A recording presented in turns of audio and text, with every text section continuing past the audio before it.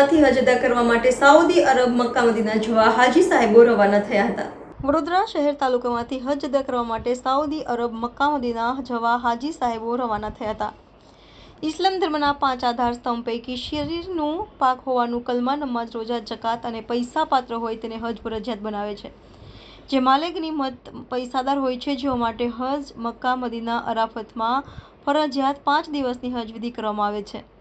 જલી હજના 8મા ચાંદથી શરૂ થતી હજ વિધિ માટે હાજીઓના કાફલા જવાની શરૂઆત થતાં ડભોઈના ઇમરાનભાઈ યુસુફભાઈ દિવાન, તેમની પત્ની ફિરદોશ બાનુ ઇમરાનભાઈ દિવાન, સબીરભાઈ કાપુજી ઉર્ફે ગલ્લો તેમજ તેમની પત્ની ઝુલેખાબેન રાજપીપળા, મંસૂરી નૂરભાઈ તેમજ તેમના ધર્મપત્ની સહિત ડભોઈમાંથી આશરે 40 જેટલા હજ માટે જતા હોય તેઓનો સન્માન સમારોહમાં સામાજિક રાજકીય આગેવાનો ઉપસ્થિત રહ્યા હતા અને ત્યારબાદ લબ્બેકના નારા સાથે હજ માટે રવાના થયા હતા।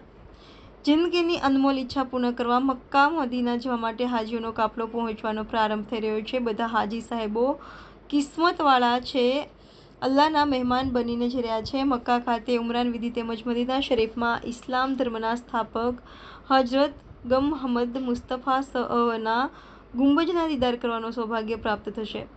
5 દિવસ માટે હજની વિધિ શરૂ થશે। તેમાં મક્કાથી મીના, મુદલફા, અરફાત, શૈતાને કાકરી મારવી, કુરબાની કરવી વગેરે વિધિ કરી મુંડત કરાવી તવાફે જિયારત કરતા હજ પૂર્ણ થાય છે। માટે હજ સફર આસાન અને કબૂલ ફરમાવે એવી દુઆ કરવામાં આવી હતી।